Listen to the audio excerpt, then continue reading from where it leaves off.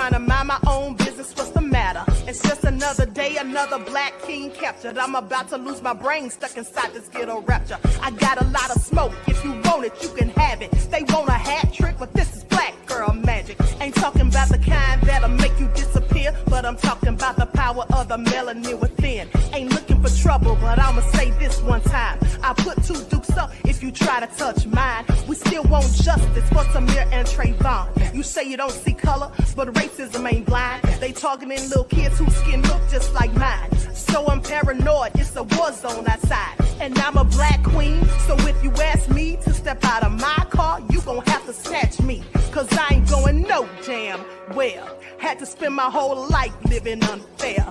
Ancestors got my back and they right here. You can never understand, it's a nightmare.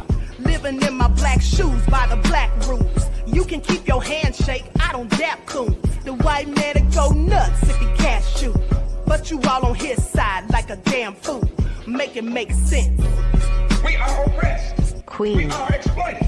We are downtrodden. Make it make We are sense. denied not only civil rights, but even human rights. Ahmadiyyah. So the only way we're going to get some of this Ahmadiyyah. oppression and exploitation Queen. away from us or aside from us is come together Queens. against the common enemy.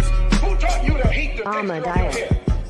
Who taught you to hate the color of your skin? Ahmadiyyah. Parents, pay attention to the books, the school system, given to your little children. Lies mixed with wisdom. His skin too bright, so he was blind to the prison. My skin just right, so I collide with division. You trying to pray to God, but we tired of religion. No savior saving, we got to save our savings. We used to pay miss, how we gon' make the slave rich? But who's to blame, and tell me why you complaining?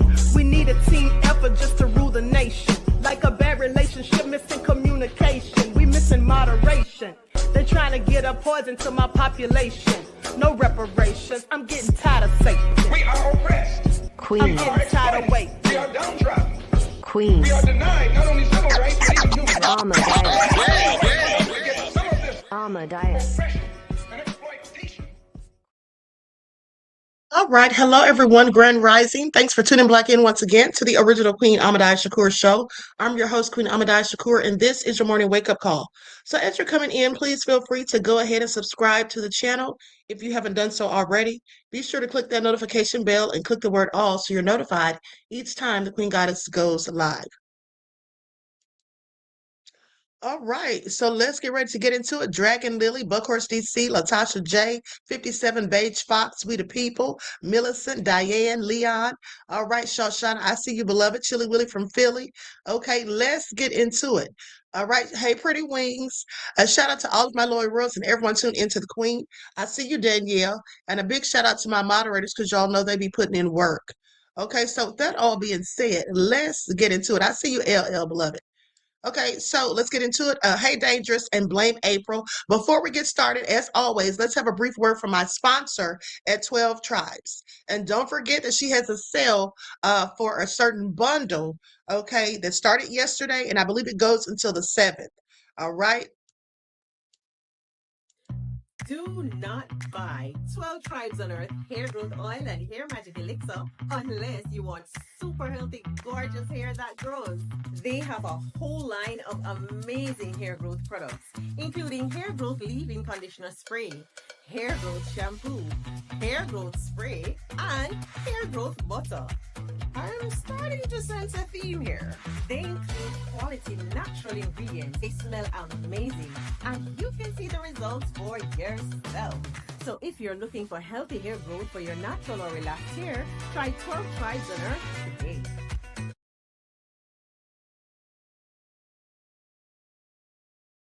Okay, so don't forget you can purchase 12 Tribes hair oil at Etsy.com. Just look for Lisa Crafts. You can also find it at Walmart.com. And don't forget that she also sells beard oil. Okay, and so with that all being said, let's get into it. First off, so the House has gone ahead and passed a resolution, a powers resolution, to halt the military action in Iran. Now, mind you, Trump could still veto it. Okay, please pay attention. If he's listening to Satan Yahoo, he likely will. Okay, so let's get into it. Don't forget to hit that like button. Thank you in advance. Okay, so the House for the first time Wednesday approved a war powers resolution that would halt the U.S. military action against Iran, defying President Donald Trump as a handful of Republicans joined the Democrats to end the 3-month-long conflict that has reordered politics at home and abroad. Now, House Speaker Mike Johnson tried to prevent an outcome that would show the mounting opposition to the war, abruptly shutting down floor action. This was 2 weeks ago when the resolution was on the verge of approval. But displeasure has only grown as the conflict drags on and as Trump struggles to negotiate a plan for peace. Enough is enough, says Republican Gregory Meeks of New York, the top Democrat on the House Foreign Affairs Committee. Okay, he's the one who led the effort. Saying it is time for the president to do the right thing. The people are tired of suffering because of his war of choice, suffering at the gas pump, suffering at the supermarkets. Okay, no lies detected. He's absolutely right because I sure am, and I know you all are as well. So the roll call Wednesday was 215 to 208. But the next steps are uncertain. Trump would likely reject any measure from Congress to limit his commander-in-chief authority. Still, the tally with 4 Republicans joining Democrats was a rebuke of the president's war strategy, and cheers erupted in the House chamber. Now, it's the fourth time the House has tried to curb the U.S. war against Iran.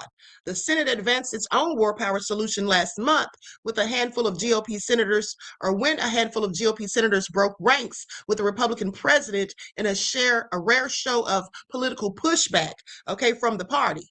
Now, each time Democrats have pushed forward the war powers resolution, the vote tallies have inched higher as political unease with the U.S. war seems to swell. Trump had campaigned for the White House on a promise to end U.S. entanglements abroad and focus more on domestic issues, but the war has shifted attention back to the Middle East. Now, Johnson insisted Trump is laser focused on the domestic front, particularly ahead of the midterm elections that will determine control of Congress. You know, that's what Keg's Breath always says. We're laser focused. Okay, please sit down somewhere. What does that even mean at this point? So the speaker said he spent 3 hours at the White House with the president this week, and Trump is calling on allies to help reopen the Strait of Hormuz and resume the flow of commerce. Now, since the U.S. joined Is Not Real and launching the February 28th strikes on Iran, Americans have seen gas prices spike at the pumps, adding to inflationary pressure on consumer spending. Iran has been able to interrupt shipping through the Strait of Hormuz, a vital channel for a large segment of the world's oil, natural gas, and related products such as fertilizer. They say we're working on that final piece. This is what Johnson said. The entire world has an interest in the Strait of Hormuz being reopened for commerce. Now, that's what he's working on. So while a ceasefire in the conflict was declared in April, it remains uneasy and uncertain. Talks for a more durable end to the fighting have dragged, increasingly complicated by Is Not Real's broadening war with Iran-backed Hezbollah militants in Lebanon. Meanwhile, military strikes between U.S. and Iran continue to flare. Now, the war powers resolution from the House would not immediately stop the war, but it would provide a symbolic, if not legal, step against further military action. The resolution next goes to the Senate, where 4 Republican senators last month joined Democrats in advancing a similar measure to curtail the U.S. campaign against Iran. The Senate has yet to take a final vote to approve or reject its own war powers resolution. Now, Secretary of State Marco Rubio warned Wednesday at a House Foreign Affairs Committee hearing that the Iranians would think that the administration's hands are going to be tied if Congress approved a war powers resolution. He said they would think we won't be able to do anything to them, so why make a deal? Now, with that all being said, goes on to say it's not the only action Congress is taking in the national security arena as Democrats in the minority work to peel off Republican support for measures beyond the war against Iran. Now, the House already voted Wednesday on another Democratic-led effort, a procedural step toward a measure that would authorize U.S. support for Ukraine's military operations as it battles Russia and would help reconstruct the war-torn country. Now, that vote is expected later this week. The House also expected to consider a war powers resolution to block U.S. action in Lebanon. So while Congress has the authority under the Constitution to declare war, the president also has power as the commander in chief to engage in military action, creating a legal dispute over which branch of government has ultimate say in matters of war and peace. If Senate joins the House to approve the resolution, it could set the stage for a fresh legal test of war powers. Now, under the War Powers Act, the White House has a 60-day window to seek approval from Congress for military action. The administration, however, has indicated that because a ceasefire has been declared in the current conflict in Iran, the hostilities have ceased. Okay, but have they ceased? Because they literally just bombed them the other day. So what are they even talking about? Okay, please pay attention. Now, with that all been said, I don't think this is going to amount to anything. Okay, I wish that it were. Greta said you still don't trust Congress. Honey, I don't either. I don't trust any politicians in general as a collective. Okay, because most of them care about their money and themselves, not the U.S. citizens. And if they did, they would have done something a bit sooner. Okay, specifically the Republicans who are in charge. Okay, so let's go to this news report. Like up, everyone, please don't forget to like and share. Thank you in advance. Voted to stop military action in Iran, a move that the president is likely to veto. News Nation Washington correspondent Vinay Simlat joins us now live to explain. Good morning, Vinay. Ani, good morning to you. This is 3 times that the House of Representatives failed to pass this type of resolution. Yesterday, it finally passed, and it was 4 Republicans joining with Democrats to try to rein in the president when it comes to the war with Iran. The concurrent resolution is adopted. You could hear cheers on the House floor as 4 Republicans voted with Democrats to end military action in Iran. Lawmakers argue Congress gets to declare war, not President Donald Trump. We still believe in the separation of powers. Now the resolution goes to the Senate, where just last month 4 Republicans voted to advance a war powers resolution. Some arguing the cost of the war here at home is too high. After fighting began in late February, Iran closed the Strait of Hormuz, a major shipping passage for the world's energy economy. Because of that, AAA says Americans are paying $1.26 more per gallon since the beginning of the war.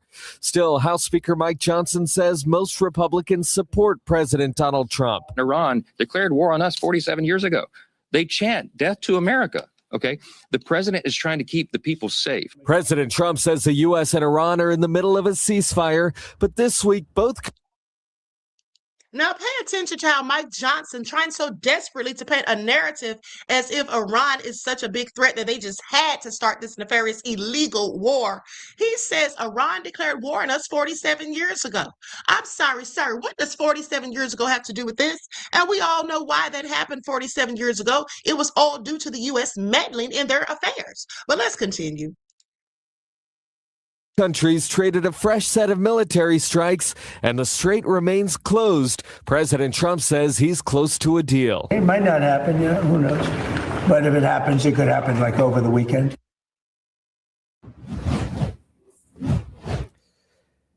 And the Trump administration has said that it believes the War Powers Act is not constitutional, believing that it's Congress infringing on the president's authority as the commander-in-chief.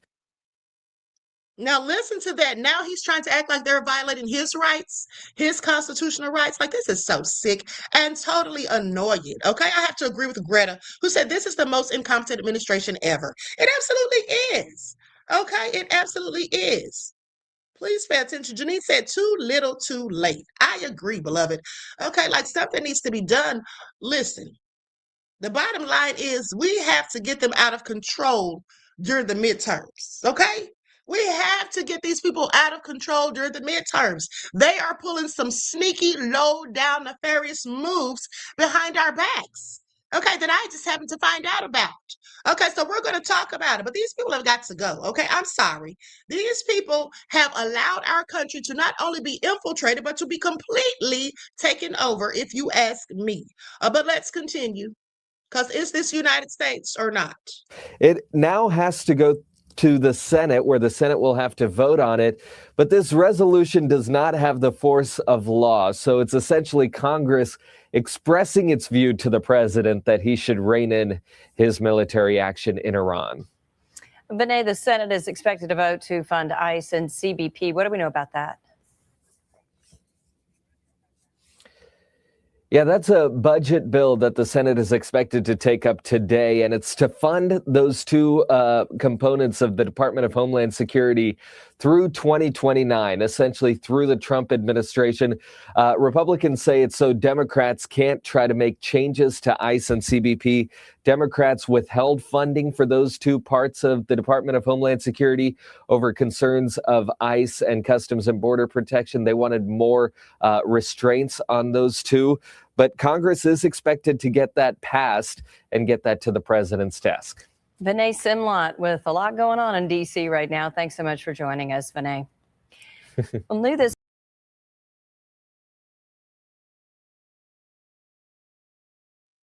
Okay, so I find that all interesting. Now, with that being said, let's go to what Joe Kent has to say. Now, if you remember, Joe Kent is the man who resigned from his position as the director of cybersecurity. Okay, and let's get into it because he did an interview with Young Turks and they talk about how It's Not Real moves to destroy U.S. sovereignty. Okay, and then we have to talk about this little slick move that Congress is trying to pull, and that would be the Republicans. Okay, so everyone please like and share. And of course, I'll be using an overlay because this isn't my own personal video.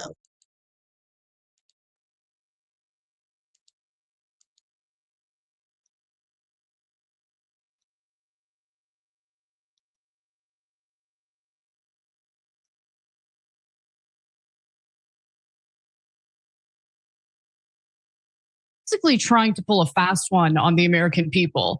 Because while Prime Minister Benjamin Netanyahu of Israel says he no longer wants military aid from the American taxpayers, the truth is actually a lot more complicated than that.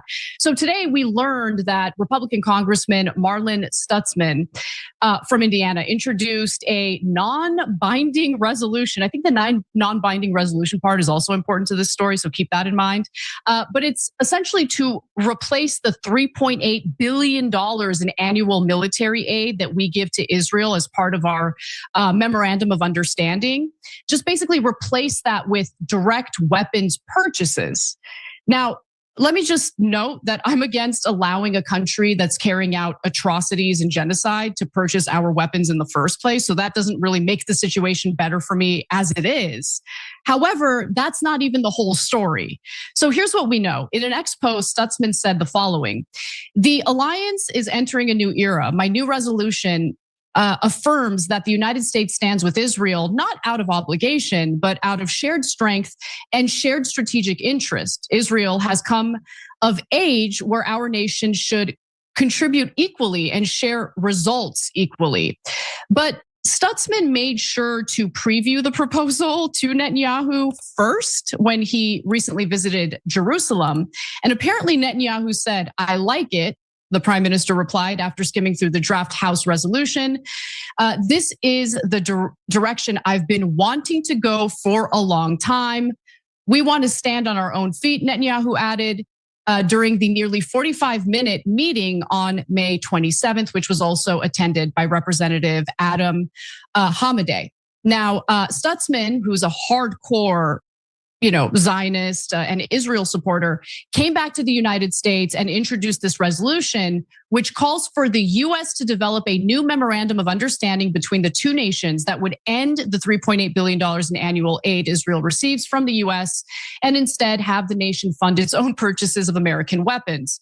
But what happens in a situation in which our military is intertwined with the IDF? What happens when they basically get to be part of our military?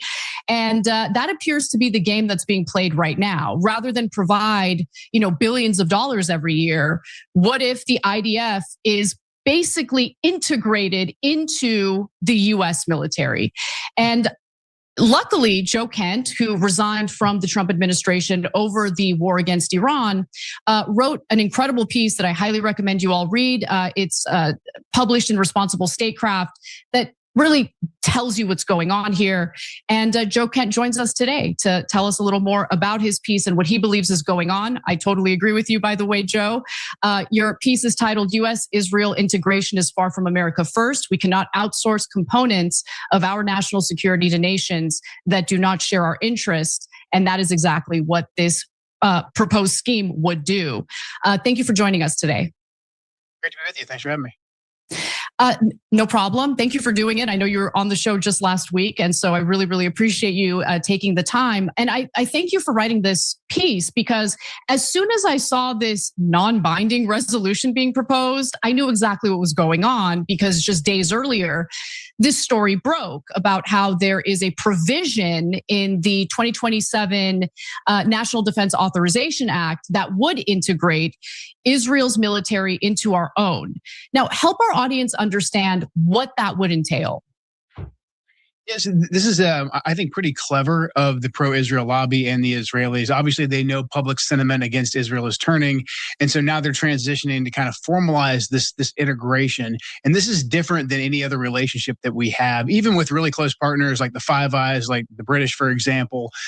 We do some integrated training, some development with them as well, but fully integrating our technology and especially our research and development in a lot of really key areas too. We're not just talking about missile systems and traditional hardware. We're talking about quantum computing. We're talking about cyber technology, counter drone, the place where really the future of warfare is going. And so, I mean, they may as well just elect one of them as president, because literally there's a whole takeover going on here. Does anyone notice? They may as well just start picking the presidents from It's Not Real. Okay, please pay attention. How does this make any darn sense? But let's continue. we're going to integrate the Israelis into this process, and this is going to give them basically hooks, if you will, into pretty much everything that we're doing in the cutting edge of defense and technology. And so obviously there's a wide variety of just blatantly obvious issues here. The counterintelligence aspect, I think, is the most clear cut for most people to understand. This is going to give the Israelis really full access to everything that we're doing. And as we've seen with this war in Iran, us and the Israelis, sometimes we will start off on a path together, but we will greatly diverge to our detriment. And I think the war in Iran, the fact the war powers resolution just passed in the House, that shows that public sentiment is moving away from the Israeli agenda. And so here come the Israelis baking this essentially into the National Defense Authorization Act, giving them the access they were about ready to probably lose in the traditional aid that we gave them. And I'm against us giving them the traditional aid, obviously, for all the reasons you outlined, what they're doing in Gaza, just how that relationship doesn't benefit us. However, in a traditional aid relationship, there still at least is the presumption that we giving aid to a country, we are the ones, that have the dominance in the relationship. And that's a big reason why we do give aid, regardless of what anyone says. We give aid so that we can have some degree of control over what happens in most countries. We're going to lose that with this new relationship that we have with the Israelis. We're basically going to call them a partner. We're going to call them really a part of our defense apparatus. And I think that is a major threat to our sovereignty. Starting something new is terrible. Let me tell you something, what's all crazy. If the U.S. military joins forces with them, then people are going to view around the world collectively, people are going to view the U.S. military the same as they view the IDF soldiers. And we all can see what they're saying around the world about the IDF soldiers. Okay, please pay attention. And the fact that these people brag about doing such nefarious, wicked, low-down, demonic things, you mean to tell me the U.S. military would be willfully complicit in that? I mean, they're already complicit by the fact that the U.S. gives them weapons and money and all of that. They're literally complicit in this whole thing. But for them to join forces, okay, so are our soldiers now going to start doing those same things? Okay, please make it all make sense, but let's continue.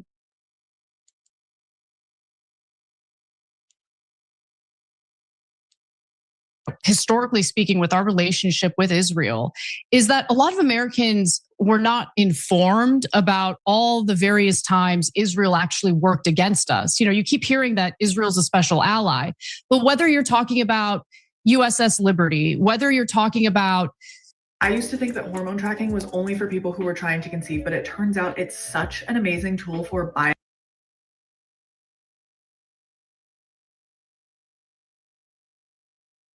I mean, look, I know that Jake Tapper attacked you for what you said about us arming terrorists in Syria at the behest of the Israelis, but that is what happened. We literally armed Al-Qaeda and ISIS terrorists in Syria. And ISIS has actually had a bit of a relationship with Israel. I mean, there were ISIS fighters who were receiving treatment after getting wounded in Syria. They were getting treatment in Israel. In fact, Israeli media was reporting about that at the time. And so that works against us. Al-Qaeda attacked us on 9/11. So how does it make sense to integrate a foreign country's military into our own, given the fact that they put their interests front and center, even if that means doing wrong by their own allies? This is exactly the problem. We just have to realize that us and Israel, regardless of what we say or how comfortable we are with them, that we just have divergent agendas in many cases. Not to mention the fact that, as you pointed out, the Israelis have and will work against us. And this shouldn't surprise us. Just Israel is a very small country. They are literally at war with the vast majority of their neighbors. If you just look at the history of their intelligence services, again, the Israelis are pretty upfront when they actually tell you who they are. The Israeli intelligence services basically say, we will stop at no ends, we will use any deceptions, we will use any means necessary to further our nation's goals. So to let these people have full access into our country is absolutely insane. And I would feel the same way basically about any country. But this is something that's much different. And again, even with our most, I'd say, close partnerships we have, like with the Five Eyes, with the Brits, et cetera, we don't do this. We already have rules on the books for how we share information, how we go and purchase new technology. A lot of the people who are in support of this new part of the NDAA are going to say, well, the Israelis do a great job with tech and research and development. And to a certain extent, there's some validity to that case. But look, there's no reason why we can't go over there and simply purchase or come up with an agreement on a case-by-case issue if there's a specific piece of technology that we want. We do that all the time, all over the world. There's no reason to let them into, our most secretive compartments where we're developing our own technology. So talk to me a little bit about the give and take when it would come to integrating their military with our own, because there's quite a bit that they would benefit from, certainly. And they would have, by the way, they would have the ability to spy on Americans even more than they already do. I don't understand how that would benefit us in any way, shape, or form. But aside from that, what would they contribute really to our military that we can't either develop on our own or we already have? There's nothing. And I think anyone who's going to come and say, well, the Israelis can do this one thing, much better than we can. I just think that's absurd. I've heard that for years. There was an obsession for a very long time within, special operations and other parts of the military that the Israelis were out there plying their trade every single day. That was something of a myth during the peacetime years when I came in the military, that the Israelis were in the fight every day. And so, anything that came out of Israel was going to be the greatest tactic, the greatest piece of technology. We've been fighting, unfortunately. We've been fighting in the Middle East now for well over 20 years. So we have plenty of experience. America is where Silicon Valley is. I mean, we are the foundation of a lot of this tech. And so I don't think we should forget that. We should remember who we are. And if there's a development, there's a piece of technology that we need, we can develop it on our own. We have the brain power here to do that. There's no reason why we need to go to the Israelis and say, well, you guys can just come on in. I just think that whole argument's preposterous. We should really just be clear-eyed and just see this as yet another entry point that the Israeli intelligence services have found to get themselves deeply embedded with America. Because again, that's in their vital national security interest for the Israelis. If they lose the support of the American government, then they're in a very, very bad way. They know they're probably going to lose the $3.8 billion. They understand that. And so they're actually getting ahead of us by trying to build it into the NDAA now. And that's why we need a lot of public pressure to our representatives to stop this, to get this section cut out of the NDAA. Yeah, in fact, I don't typically ask our audience to do this. This is maybe the first time, and I genuinely mean it. Please call your representatives and demand that they do not vote in favor of this provision in the NDAA. they might be under the assumption that you're ignorant about this. Let them know that you're not. Because the fact that the House just passed the War Powers Resolution, you're absolutely right, Joe. It makes it abundantly clear that they're acutely aware of the fact that 60% of Americans do not have a favorable view of Israel. That's based on the latest Pew Research surveys. And, maybe if there's enough pressure applied, they'll kind of back away from this. But I do want to ask you about one specific thing that you pointed out. A few years ago, the governors of Texas and Florida were getting a lot of backlash from the Democratic Party because they had implemented a ban on Chinese nationals buying up farmland or any property or land near military bases. And by the way, I gave them props for that. I thought that was a smart thing to do. If this integration provision passes, you note that Israeli manufacturers would operate production facilities in the US, and basically they would oversee some of the weaponry that we build or manufacture here in the US. Can you tell us a little more about that and why it would be a problem? Do you owe the IRS $10,000 or more in back taxes? You may qualify for the IRS Fresh Start program. Yeah, that's a great comparison. This makes the whole China buying up property next to military bases look almost like JV stuff. I mean, this basically gives them the keys to the kingdom, and I think this being baked into the NDAA and allowing for the Israelis to come in and do joint manufacturing ventures that become programs of record. Because right now, Israeli companies, they can usually find a dual citizen, they can come to America, and they can attempt to get a contract with the U.S. government. And those contracts are hard to get. They're made on case by case basis. However, by actually having it codified into the NDAA, a lot of these different companies could become what we call programs of record. And that would give them basically the ability to get consistent contracts with the DoD.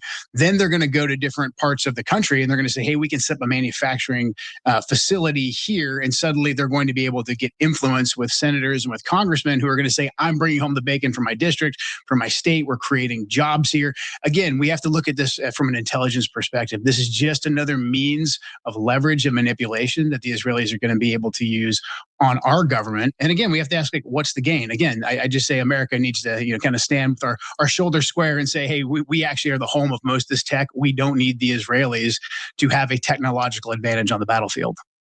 Final question for you. Stutzman is pushing for a non-binding resolution.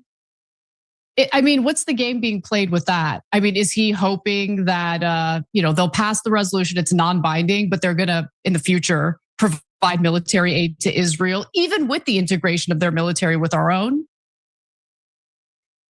Yeah, I think that's just them kind of going one step at a time, incremental. Again, these guys are politically savvy. They're looking at the polling. And so I think by having it be non-binding, it doesn't sound as sticky. But again, if you get them into this defense contracting game, they're really going to codify themselves just into the works and bury themselves even deeper. And again, that access is way more valuable than anything that we could give them in a dollar amount. And then they're also psychologically going to be able to say to us, like, no, we're not little brother getting a handout from you guys anymore. We're your partners. You need us as much as we need you. Every time you ring the bell below,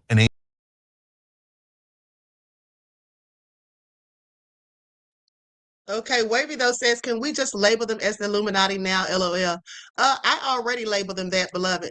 Okay, little do you know, beloved, I already figured out that that's them, okay?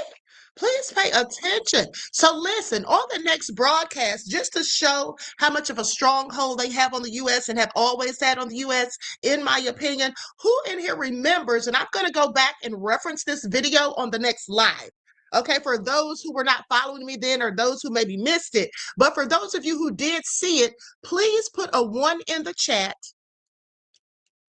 if you remember the PowerPoint presentation video that I did telling you how all of these world leaders who ever went against the Federal Reserve were assassinated.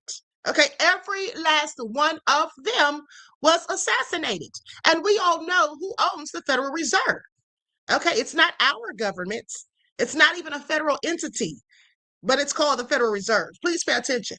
Okay, so if you remember that broadcast, I'm going to reference that video because it just goes to show how far back this all goes. Okay, please pay attention. And also, I was just looking at that video the other day myself, and I started noticing, because of all the things that are going on now, I just started noticing things that I actually talked about in that video that makes some of this stuff that's going on right now all make sense. Okay, please pay attention. Now, with that all being said, let's go to this clip, because here's the thing. These IDF soldiers are not only trying to join forces with our military, but they're also going to college campuses and high schools. Okay, the indoctrination is real. And also, let me tell you all something. I've told you all for years that they also train our police. So I want you to think about that. How is this going to affect this country? Specifically, how is it going to impact Black people? Okay, because if the government turns puts the military on the citizens, which they will, okay, which they will, when they do that, you have to realize we would have IDF soldiers out here dealing with U.S. citizens. And we all know how they deal with citizens. We've seen what they've done in Gaza. Okay? And like I've told you all, in my opinion, the Palestinians are the equivalent to Black people in this country. Okay? So think about that. Now let's go to this clip. Like, sub, everyone, please don't forget to like and share. Thank you in advance. Y'all know they have the poor little Queen shadow band for speaking the truth. Genocide, you aided in the genocide? Yes, I'm eating kids. That's what I'm doing. Do you want to come and talk about it or not? No, I don't. So, okay, so you can go. I don't talk to war criminals. The war criminals, okay. Keep sucking our country dry, bitch.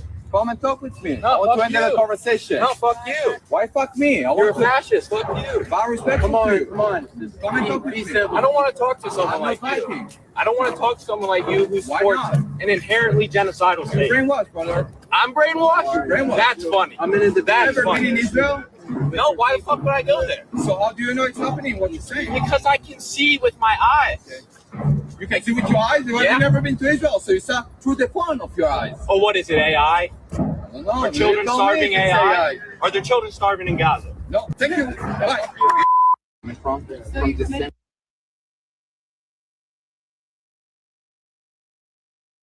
Okay, I find it also interesting. But let's go to this next clip where this woman talks about them coming to the high schools.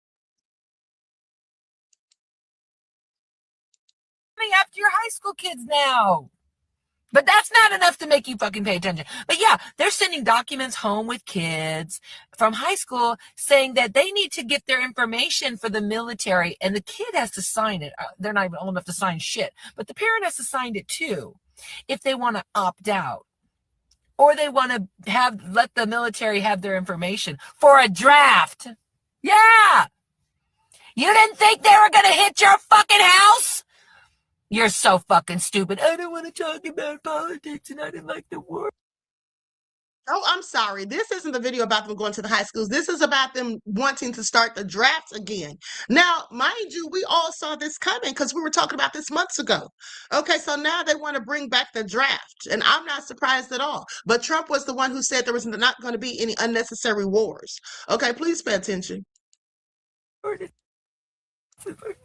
No. Oh, they're already coming for your college kids. Yeah, they're already on college campuses trying to recruit them to die for Satan Yahoo in Israel. But that's not enough to get you to talk about uncomfortable shit.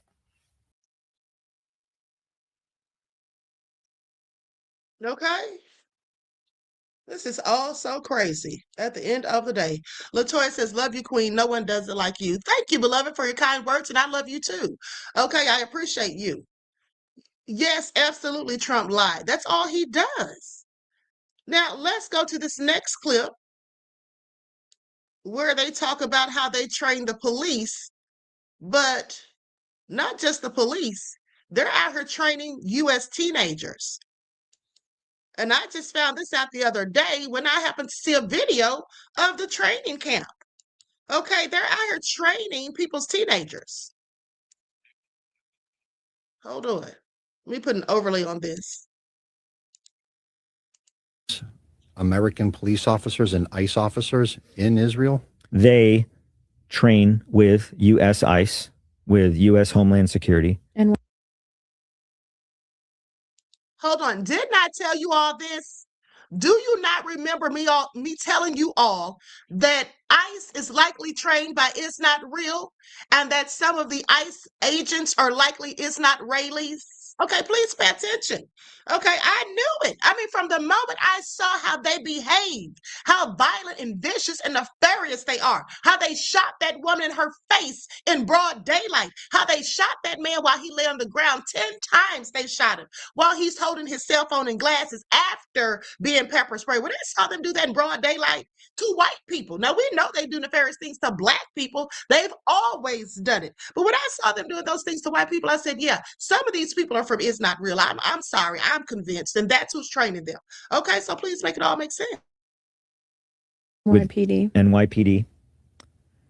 And that's what's called through a SME program, subject matter exchange, where our police, etc., train with them. So these National Guard soldiers that will soon be in or are in Chicago have trained with and train with Israel habitually for years. And let me just say this. Greta says Queen has the most accurate information on YouTube. Thank you, beloved. I appreciate your kind words. Now, here's the thing. Think about this. The fact that our police departments train with them should let you know that is why there's so much brutality on people who look like me. Okay, please pay attention. This explains it all. But let's continue. So when you look at all of these pieces of who do we have operating on the streets of Portland and the streets of New York and in DC, and who's going into Chicago, all components and elements that have trained hand in hand with the IDF or the Israeli Ministry of the Interior Gendarmerie paramilitary police. That's absolutely amazing. I also That's heard not a they also- coincidence. They do anti-Semitism training, not just physical training, but brainwash training basically for them too. When we entered Israel, they took us on the Hasbra tour. They took us to Kibbutz Be'eri. They took us to the Nova Film Festival site. And they also took us to Sderot, which is the overlook just outside of northern Gaza City in Beit Hanun. It's on the Israeli side of the border that overlooks all of Gaza City. Mm-hmm. They've turned that into a spectacle. It's a picnic site. Really? You can go up there. There's vending machines. There's an area to park. There's an area where you can get your panoramic view with Gaza in the background. And if you time it just right, there might be a bomb that drops for your photo. Absolutely nefarious. Okay? Absolutely nefarious. Greta says Kamala said the military would turn on the people. Yes. But guess what, though? I want you to pay attention because when Kamala said that, I told you all, I said, now, if something seriously were to happen or whatever, you know, I wonder if the black soldiers would be complicit in it. Okay? If there was something being done to black people, I wonder would the black soldiers be on our side or the government side? Now, with that all being said, I want you all to listen to this next clip because what this man said is scary, but it makes absolute sense. It makes absolute sense. Okay, this is the plot right here. When I told you we're going to go get into Congress, specifically the Republicans, their nefarious plot of why they actually want to merge our military with It's Not Reals. Listen to this. This sums it up right here.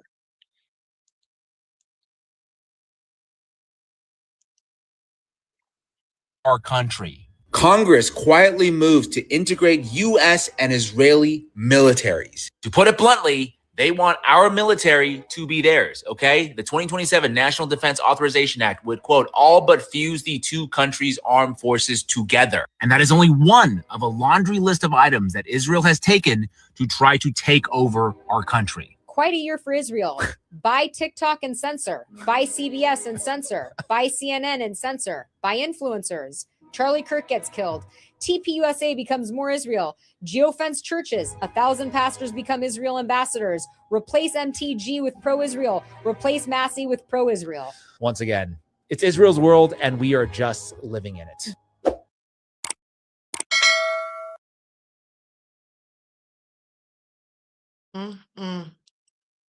Okay, a whole takeover at the end of the day. So what do you all have to say about it all? Let's go to this IDF soldier who's a female. She's a former IDF soldier, but she confesses to how she murdered a Palestinian child. And as she talks about it, she has a smile on her face. Okay, she literally is smiling as she speaks about taking the life of this poor little child who looks to be about 3 or 4 years old. But this is funny to her. It's funny to all of them because in all of the videos, you see them laughing and joking and mocking the people that they in fact murdered. I'm going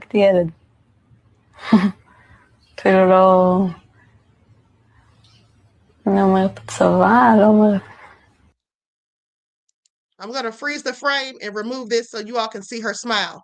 See the smile on her face? She gets a euphoric pleasure from even just talking about it. Look at the poor little child right there. Looks to be about no more than 2, 3, or 4 years old. Okay?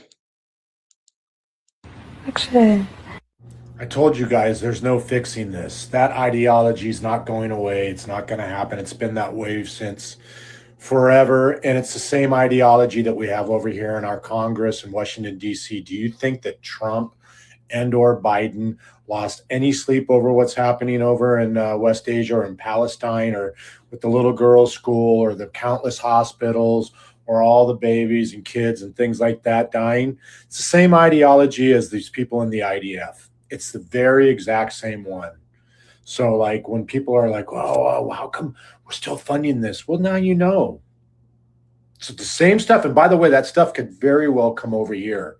Don't think that those people that run the show over there, the country with the blue star, wouldn't love to do the same thing over here to dissidents in America. They don't give a shit whether Muslim or Christian.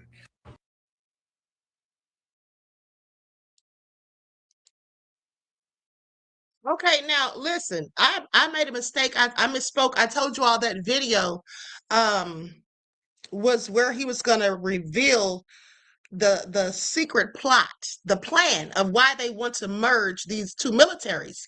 But no, actually, this is the video right here. Okay, so please pay attention to what this man says. I'm going to share my screen.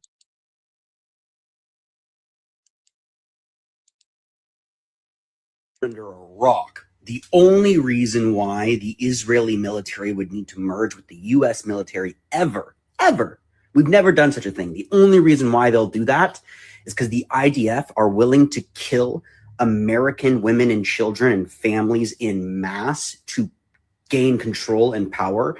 And our US military might be a little more reluctant. And they know that. So be ready.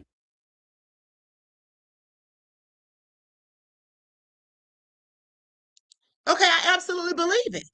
I absolutely believe what he said because that's what I've said. Okay, that's what I said years ago.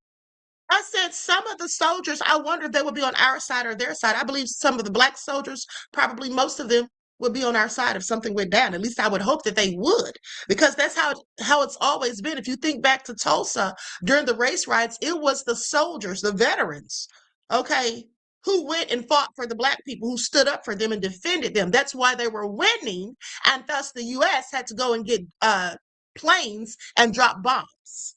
Okay.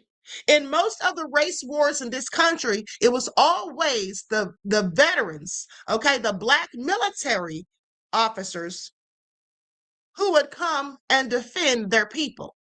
Now, what he said makes a whole lot of sense. By them merging with our military, if there were martial law or if there was some sort of emergency where they start rounding up people or whatever, and they wanted to take out the dissenters, which would be those of us who speak against the agenda, well, if they're all one military, who's going to stop them if they're all on the same side rather than being opposing forces? Okay, so please pay attention. With that all being said, Danielle says, Queen, the more you talk about this, the more I remember from several decades ago when Minister Louis Farrakhan said this was going to happen. Okay, it's absolutely happening. All right, it is absolutely happening, beloved. So with that all being said, just a couple of more clips. And I have to show you all how not Mike Johnson, but Rubio, how Rubio just sat up there and lied. Okay, he sat there and straight up lied. Let me go to the clip. Hold on. This is on my X account. He sat there and lied when they were asking him about Trump falling asleep in meetings. Now, he said that he's never even seen Trump fall asleep in meetings. But the bottom line is he has been sitting right next to him when he fell asleep. Okay, even in some of the videos I've shown you, it's just the lies of it all. Marco Rubio is so pathetic. Okay, he is such the bootlicker that it's really sad.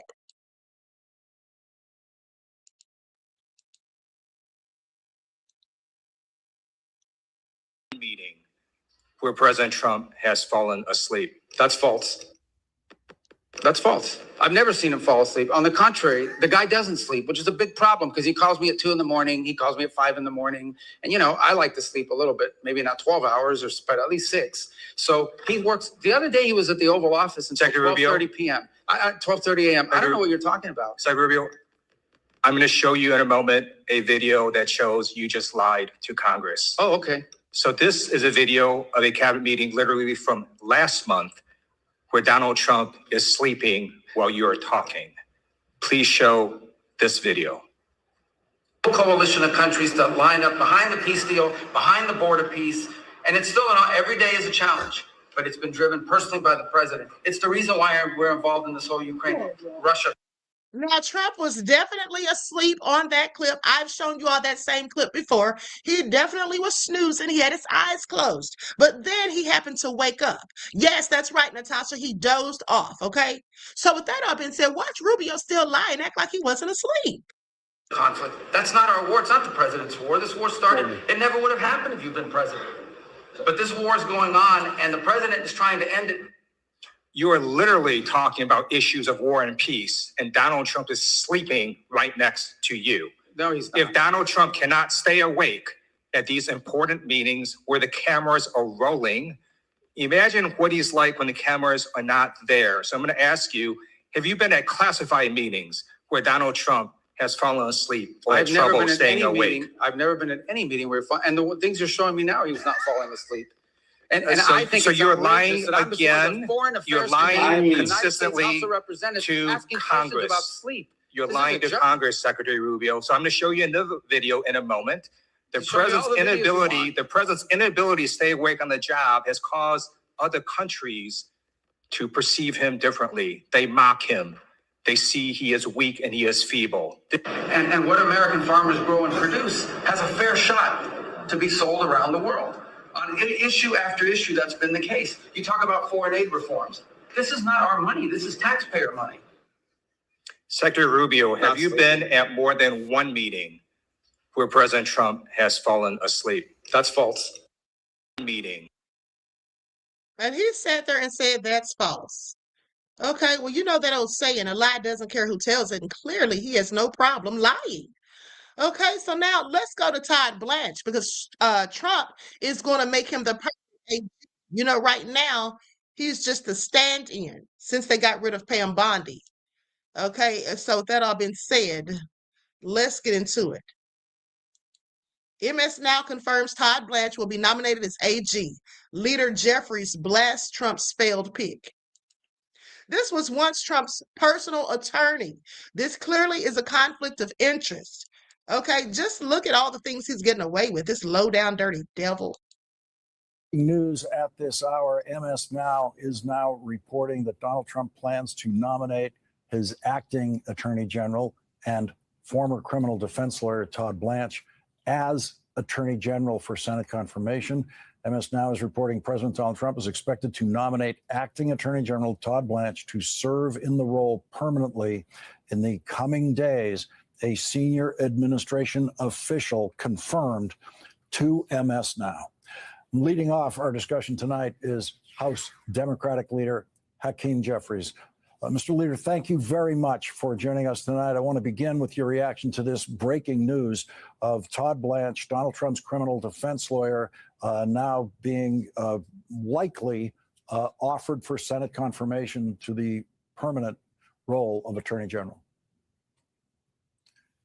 Good evening, Lawrence. Great to be with you. Todd Blanche is not qualified to be the Deputy Attorney General, the acting Attorney General, and he certainly is not qualified to be the United States Attorney General.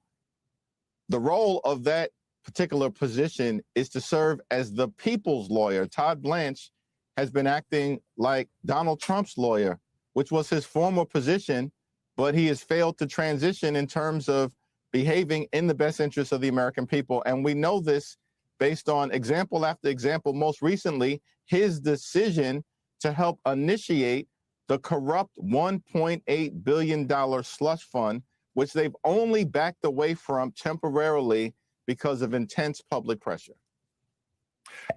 I want to get your reaction to what you see in the congressional map as of last night. I know this is difficult because California is still counting votes, but there was a redistricting in California specifically designed by the Democrats to deliver more Democrats from California to the House of Representatives.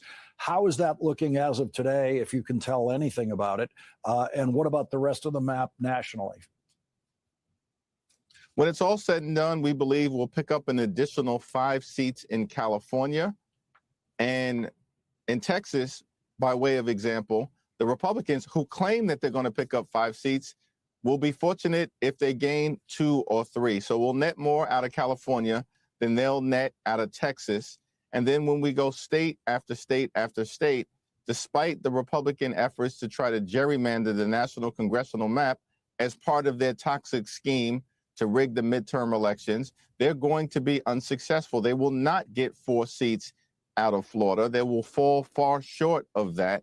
And of course, Democrats stand poised to pick up seats all across the country because Donald Trump and the Republican majority in Congress has been a failure. Costs haven't gone down. Costs have gone up. Life has gotten more expensive. Republicans have gotten us into this reckless and costly war of choice over in the Middle East when Donald Trump promised to stop wars, not start them. And I think the American people increasingly recognize that if they want a Congress that actually is designed to make life better for the American people, you got to put Democrats in charge. We will actually focus on driving down the high cost of living and fixing our broken healthcare system. You know, I said on this program when I saw Speaker Johnson put the House in a recess because he didn't think he had enough votes to defend against the War Powers resolution that you were forcing a vote on in the House. I said at the time, if you put them into recess, when they come back, you're going to have fewer votes. That's what happens when House members go home to districts facing something very unpopular like Donald Trump's war. It didn't seem to me there was any chance of Republicans coming back with more votes to support Donald Trump's war. And that's what we saw today. That's absolutely right. This is an example of justice delayed, not being justice denied. We're thankful for the leadership of the once and future chair of the House Foreign Affairs Committee, Greg Meeks, and all of the members of the House Democratic Caucus who pushed this forward. The American people have turned against this war from the very beginning. It's deeply unpopular. The war has actually made life more expensive for the American people. Gas prices are through the roof. This is already on top of a failing Trump Republican economy and the Trump tariffs, which have caused prices to increase by thousands of dollars per year for everyday Americans. And as of the moment, Iran is in a stronger position than they were prior to the war being started, particularly because they have control of the Strait of Hormuz. And so what we need at this moment is for Senate Republicans to do the right thing. Now that the House has acted decisively, reclaim our authority as the only branch of government with the power to declare war. That hasn't happened. We need to end this and end this now. And Republicans in the Senate can do the right thing by the American people over the next few days. And we're hopeful that they'll do just that. House Democratic Leader Hakeem Jeffries, thank you very much for starting off our coverage tonight. Okay, now with that all being said, let's go to this last clip. And this is Todd Blanche being grilled about that slush fund, aka the anti-weaponization fund. Okay, let's get into it. Likes up, everyone, please like and share.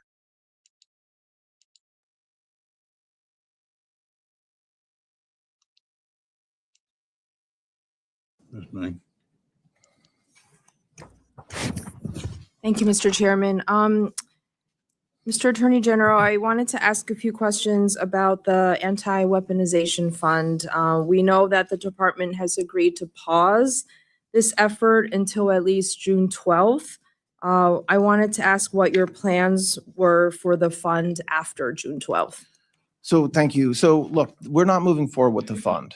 You're right that there's a date that in the case in the Eastern District of Virginia in June, but we are not moving forward with the fund, period. The reasons for the fund is something that President Trump talked about for a long time, which is the fact that there were a lot of people in this country who had their government weaponized against them. The reasons for the fund, I think, it remain as important as they were before, but we are not moving forward with the fund. Not moving forward ever. Correct. Oh, there's no more fund then. Well, to the extent there was a fund, and remember the fund wasn't set up yet. There were no commissioners named. There was no claimants brought anything in front of. There was no claims made yet. So yes, we're not moving forward with the fund. You and Associate Attorney General Woodward signed earlier documents regarding the settlement and this fund. Would both of you now sign and release documents reversing the DOJ's position on the fund? We're not moving forward with the fund. I'm not sure what that means to sign documents reversing. There's nothing to reverse. We're not moving forward with the fund. We know about the court case, the decision, when we've heard press reports, obviously. But is there any way that you could put this in writing? I don't know if there are other ways that you could use another vehicle to move forward with a similar fund or similar intention. And we just want to reassure the American public. We've heard from both Republicans and Democrats, constituents and Americans across the country about this fund. And I think they would love to be reassured that this fund will not progress. I'm telling you it's not. I guess I'm not sure. I'm not trying to be flippant with you. I'm just saying I'm telling you it's not. I'm not that there's we put out a statement yesterday. Okay, she doesn't believe him. She's thinking that maybe they'll double back or try to find some sort of loophole or come up with some other nefarious plot and scheme to push the fund. And they want to make sure that they're not able to do that. So this is why she's asking him to sign something. Okay, but he's just not willing to do it. He just keeps on saying the same BS over and over. There's been an injunction, a temporary injunction filed in EDVA. There's litigation in DC. There's litigation in the Southern District of Florida. But notwithstanding what we do in those litigations and defending our rights and making sure our rights are protected, we're not moving forward with the fund. Okay. Yeah, the statement I thought was just about until June 12th. So if it won't progress after June 12th, that's great to hear. And we hope to see this in writing. Yeah. I mean, I think there'll be a transcript of what I say here, so that will be in writing. Okay, well, we will work with you and hold you to it. Thank you very much. I wanted to quickly ask with my remaining time about hate crimes. We are concerned about the president's budget request eliminating 3 largest sources of federal support to local law enforcement for hate crimes responses and prevention. Legislation passed in a bipartisan basis, Jabara Hire, No Hate, Shepherd Bird, Hate Crimes Prevention, and community-based approaches to prevent and address hate crimes grant programs. Why are we proposing to eliminate the very programs that are helping our law enforcement and targeted communities? Well, look, there's a lot of money that we have asked for to combat violent crime, to combat this type of crime. A lot of overlap includes hate crime. I'm happy to have my team work with you to make sure that we're getting money where it needs to be. That's an important issue to President Trump, and it's an important issue to the Department of Justice as well. Can you describe or name the areas of overlap? Well, there's billions of dollars. I think we asked for $12 billion to combat violent crime and grants and things like that. A lot of those grants will go to programs that at least part of it includes combating hate crime. And there's other individualized grants, some of which are earmarked along the way that we've funded for a long time, and that we will continue to work with you on making sure that we're addressing that. Yeah, I just want to make sure that we're working together as we have seen and worked together here in Congress bipartisan, bicameral ways that combating hate crimes isn't just about prosecution, but also about prevention and working with community organizations as well. So I don't have time left, but I would love to continue to work together on this issue. I agree with that. I yield back. Thank I you. agree with that. Judge Carter. Thank you, Mr. Chairman. And Extra absorbent, even for your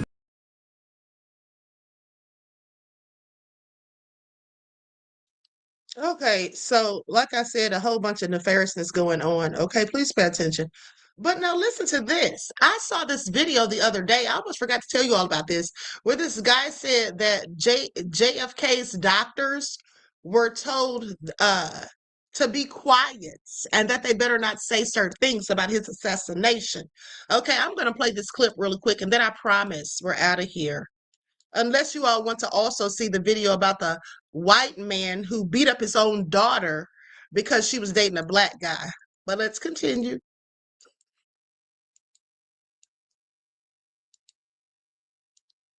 Had to be a second shooter. Surviving doctors got together recently in a new documentary and from their own mouths say Oswald couldn't have acted alone because the exit wound entered from the front and Oswald was in a book depository 260 feet behind Kennedy. Even Caitlin Clark couldn't make that shot. Oswald, again, this isn't your older brother's loser friend who buys swords at the mall. What if I told you that JFK's own emergency room doctors say there had to be a second shooter? Surviving doctors got together recently.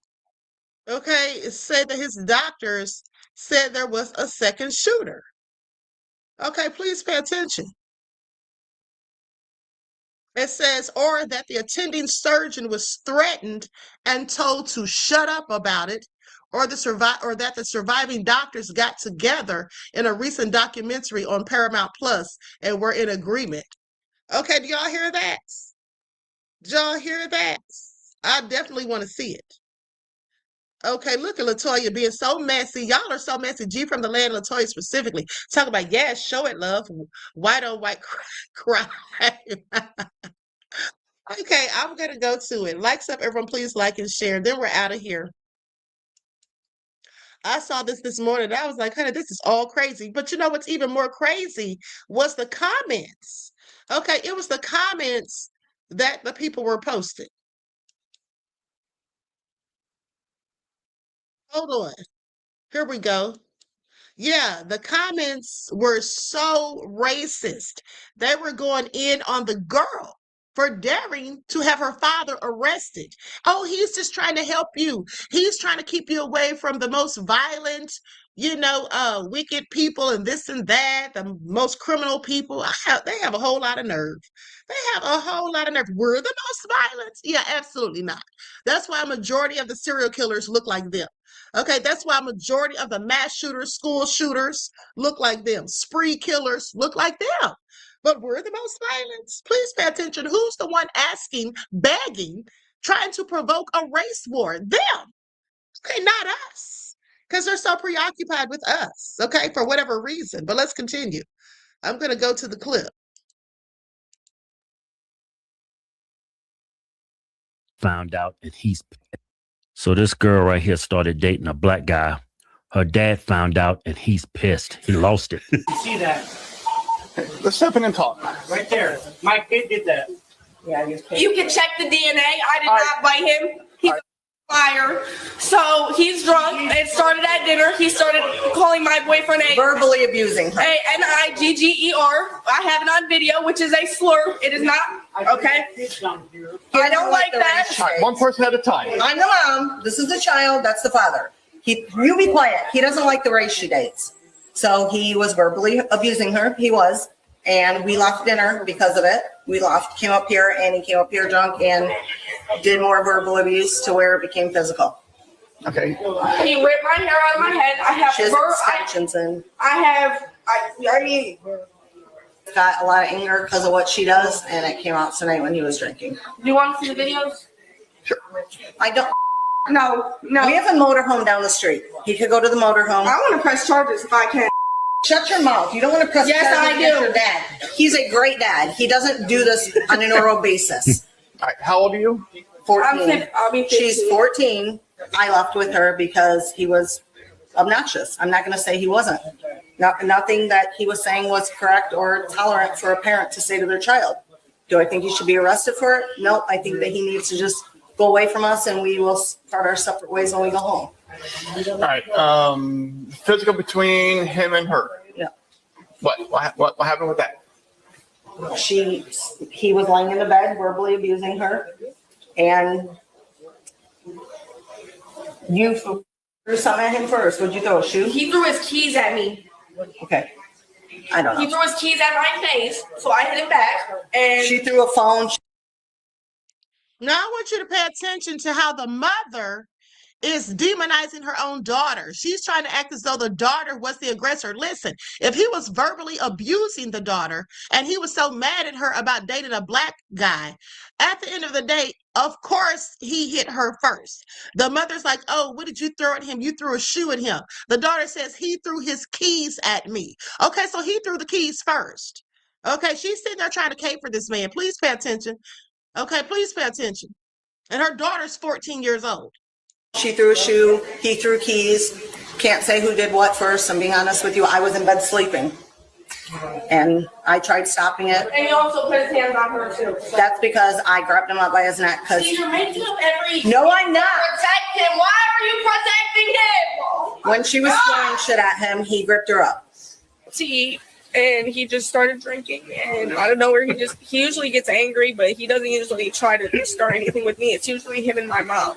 So he started calling my boyfriend that word, this and that.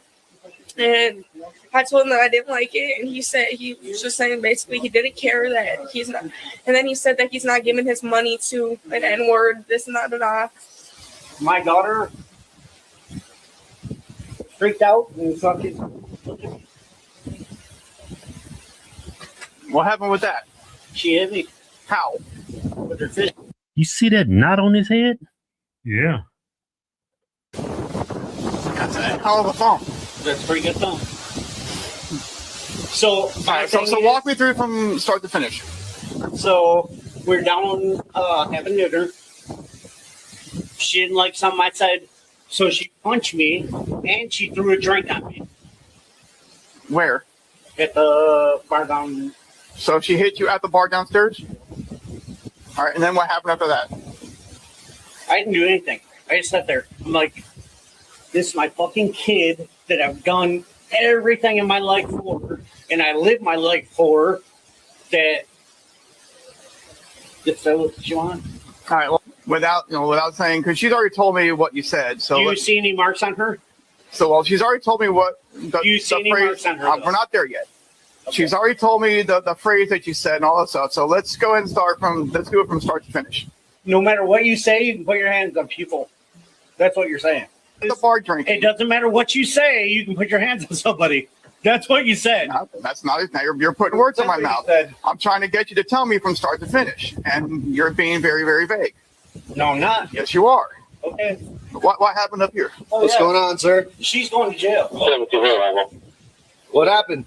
Hitting the side of the head? She hit me. Okay. Do you lose consciousness or anything? If you're cool with your kid hitting you, I don't care what you say. Okay, so run me through it. You said you went to a bike ride. You went to the bar. You guys had some drinks, and then you said then you said something, and she hit you. The N-word. Okay. So you're afraid. You're afraid of that. So then, because hey, are you going to want to go to the hospital or? Oh yeah, you are. She's going to jail. Do you want to get transported though? Because all right, let's go.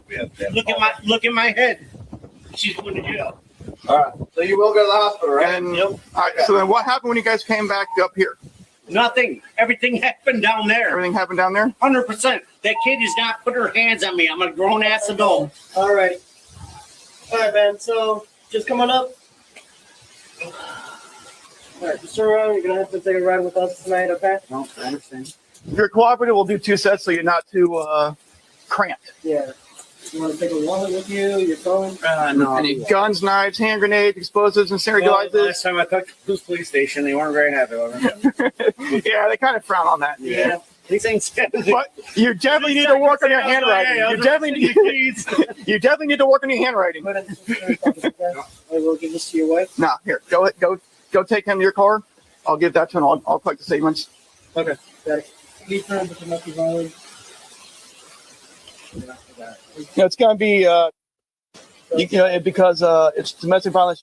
It's because of the you can't do domestic violence on the. Yeah, his life is on.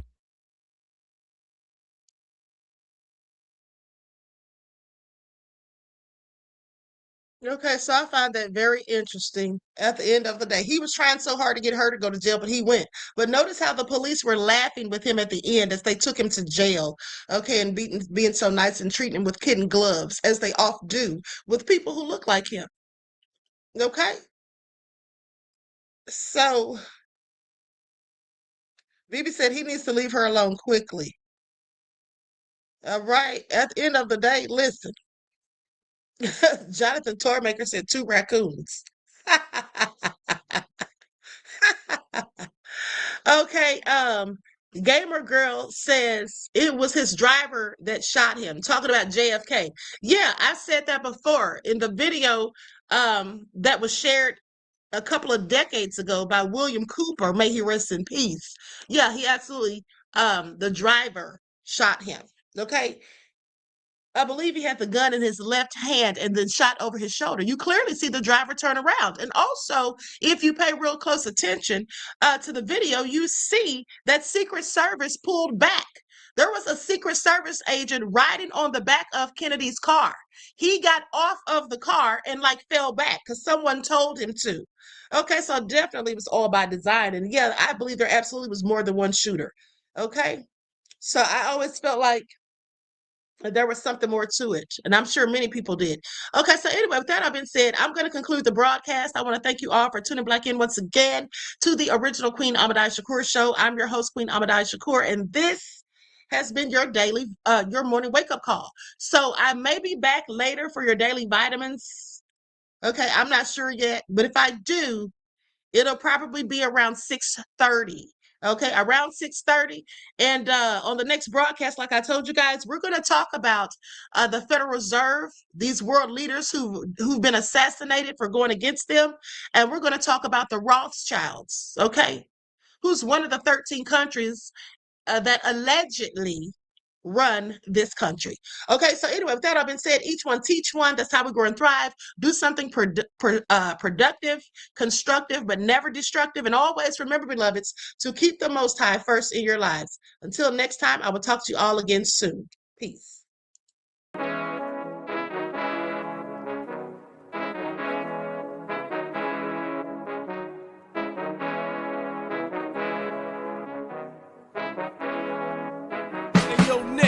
With that gold all in my skin, God all in my blood, kings all in my circle. You touch one of mine and you're done. They show no love for the queen. Why you hating on me? Is it cause I'm free and I got Malcolm X in my jeans? I got dreams like King Luther, shed blood like Kunsa. You ain't helping my people, I ain't got nothing to say to ya. I want all the smoke like hookah. Talking reparations, America won't be great until they give us compensation. I'm like, I'm the hottest right now. See a bunch of lames out here trying to jock on my style. They be doing too much. I'm the queen, it's too easy. It's like they all at Popeyes, how they be talking so greasy. I just sit back and laugh while these haters get madder. So nefarious how they don't want my pockets with cheddar. I tell them they can do better. These snakes in the grass can leave a bite on your ass, cause y'all be trusting too fast. I got my foot on the gas, other one on they necks. Dropping receipts on haters, you better show some respect. I'm never facing regrets, we only facing the threats. Running through every challenge like a relay, break no sweat. It's a cold game, so I got that blanket with me. Now that my people awaken, ain't no going to sleep. I do not play by my piece. This time I'm playing for keeps. You talking slick, but when I see you like them ends, we gon' meet. And I got gold all in my skin, God all in my blood, kings all in my circle. You touch one of mine and you done. They show no love for the queen. Why they hating on me? Is it cause I'm free and I got Malcolm X in my jeans and I got gold all in my skin, God all in my blood, kings all in my circle. You touch one of mine and you done. They show no love for the queen. Why they hating on me? Is it cause I'm free and I got Malcolm X in my jeans and I got